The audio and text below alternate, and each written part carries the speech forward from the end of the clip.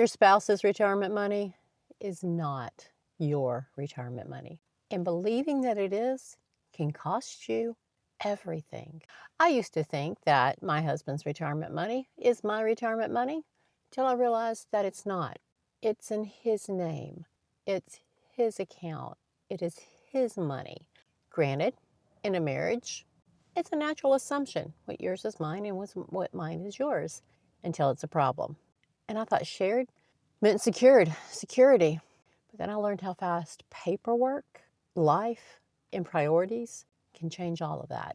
So what really happens to our money when things don't go as we planned? Hi, I'm Jenny.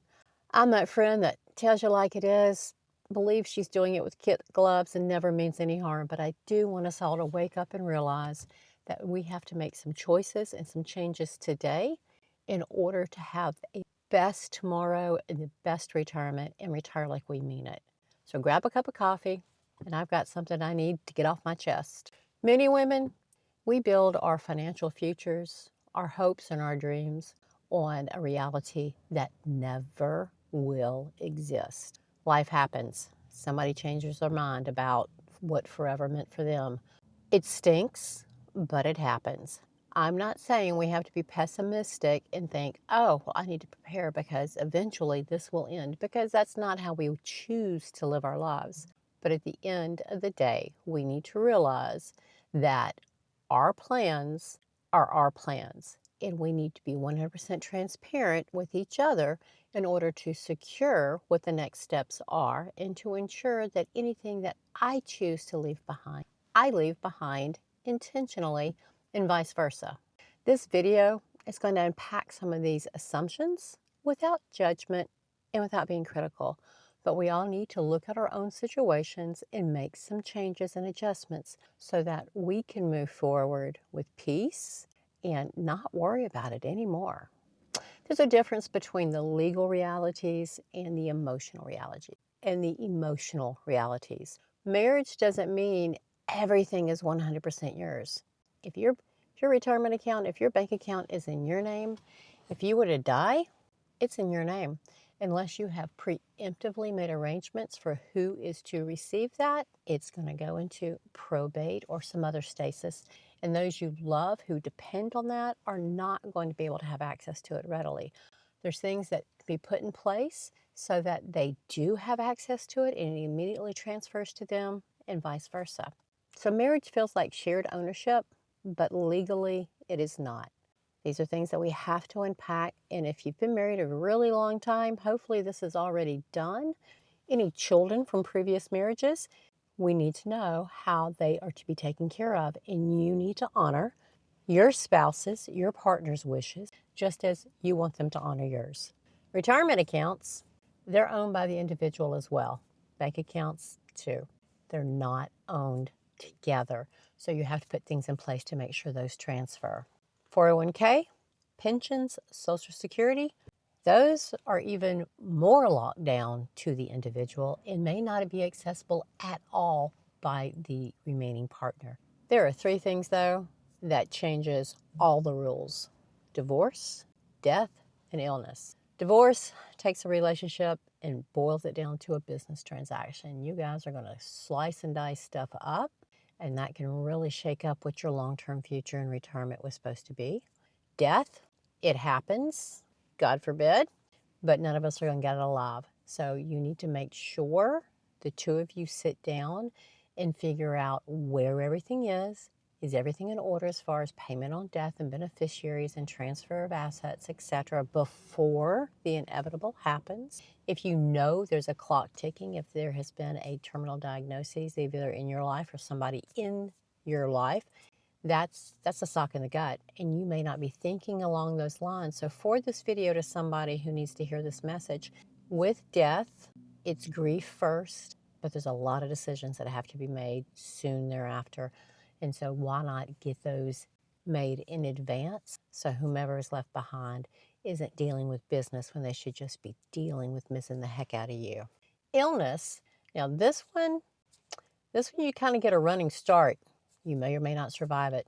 Many do not. When they get that diagnosis, it's usually terminal. And then their mind starts going through their entire life.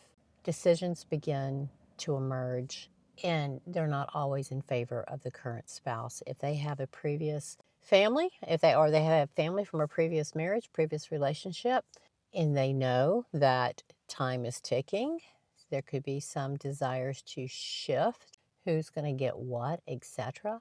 So y'all just need to have an open dialogue about that so that there are not any surprises when they're gone and the will is read. Wills are not supposed to be this dramatic reading like we see on TV. No. Read the will with your spouse, with your partner. Make sure everybody understands. So be transparent ahead of time and answer their questions. We want to avoid assumptions after divorce, death, or illness diagnosis. If everything's in order before then there's clarity, and that gives peace of mind, especially for we women. We need stable ground when we're fighting for our loved one. We don't need to be worried about, is my name on the bank account for when he dies? It transfers to me. That should not be a concern of yours when you're fighting alongside your loved one. And I want to own up to it.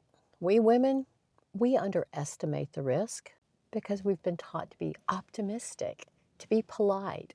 We can't talk about money. We can't talk about sex, love, religion, and money and mixed company. That's just rude. No, it's self-preservation, not just for your financial future, but for your peace of mind and security when you go through these turmoils in life. So we need to put on our big girl panties and have the hard conversations, which really aren't so hard. They're just hard for you to get started because of the background that we have. And saying that we'll figure it out, if the unexpected happens, when you're going to figure it out. Best time to figure it out was before you got married. The second best time is right now. So thinking we're going to figure it out, that's not a plan. That's hoping. Love does not require financial transparency, but retirement does. Your retirement does.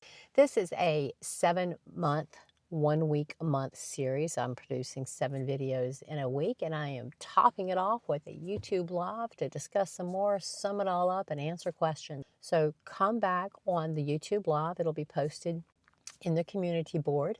So like, subscribe, share. When you subscribe, you'll also have access to all the posts I have out there about this series and other phenomenal things. In the description, you'll see some additional information down there, so go read that. This series, it ain't about distrust. It's about dignity. It's about peace of mind, and it's about planning and a foundation that you can count on. Your retirement should never depend on someone else's behavior, survival, or decisions. All right, like, share, subscribe. Y'all come on back. There's another video tomorrow. I usually post on Wednesdays and Saturdays, so subscribe and let's walk into this next chapter together, because it's not all about the dollars. It's about the sense as well. So let's beat some sense into ourselves. Stop recording.